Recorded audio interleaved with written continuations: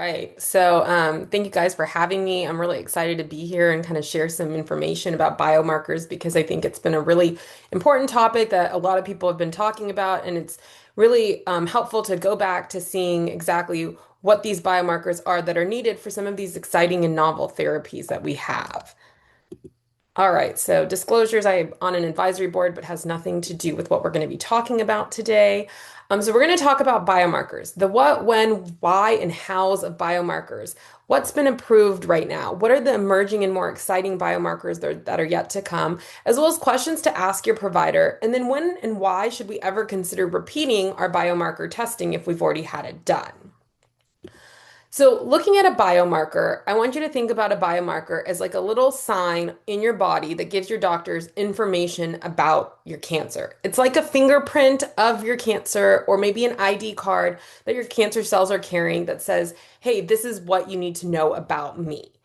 And when we think about that fingerprint, that helps us kind of understand what's driving the growth of your cancer. What treatments might be something that we need to consider for you particularly? And, it can also tell us which treatments are probably not a good idea for you based on what we know.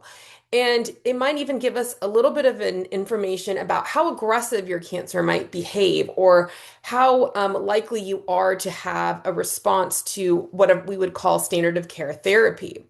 Now, when we talk about biomarkers, biomarkers can be a wide range of things. The normal conversation usually surrounds the genetic mutations, right? Which is going to be a misspelling in your DNA that occurs at some point in time that led to the growth of the cancer. But a lot of times it can also be expression of proteins or molecules that can be found either in your tumor or in your blood.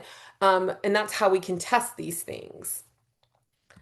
So, why does this matter? We've come so far in medicine, and we're at a point now where, treatment is no longer a one size fits all, right? Back in the day, 20 plus years ago, all patients would get chemotherapy, maybe get surgery depending on, if it was localized, get some radiation, but it wasn't very much tailored specifically to each individual. And we live in a new day and age where we have the possibilities with our technologies to make these changes and make sure that we are giving patients what they deserve. So matching you to a targeted therapy and a treatment can make a big deal because it can help go after your specific cancer cells. And it can identify whether or not maybe immunotherapy is going to work better or worse for you. It can tell us which treatments to avoid, and it gives us a clearer picture of potentially your prognosis. We know that certain mutations may harbor a worse prognosis in certain patients than others.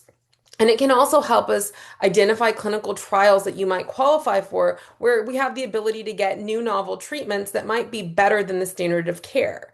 And so biomarkers are helping us personalize your care to make sure that you get the right treatment at the right time.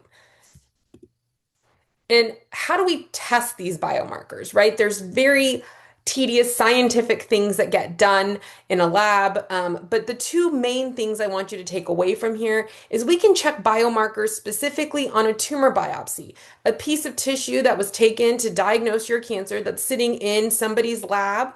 And that can be sent out to a company or be tested in-house depending on where they can do it at your specific oncology practice's location, where they look at these genetic changes, they look for the proteins, they look for all of the markers, and the tumor biopsy gives us the most detailed information. We can get the most information from the tissue. However, we also know that sometimes tissue is not adequate enough to send these tests for. And so we can also use a blood draw. When we use a blood draw, you get your blood drawn and they're able to isolate or take out the tumor DNA that might be circulating in your blood and send that out for testing to look for, again, these biomarkers.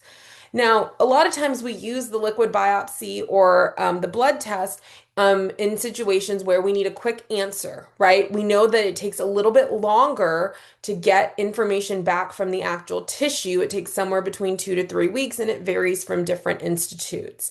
But we hope that the blood test comes back closer to 7 to 10 days, and we may have more information quicker. And so we like to use it for that reason. But also sometimes if, doing a biopsy is not feasible for one reason or another, we can also sometimes lean on this liquid biopsy. However, most patients get both their tumor biopsy as well as their liquid biopsy sent for what we would call next generation sequencing to look for these biomarkers.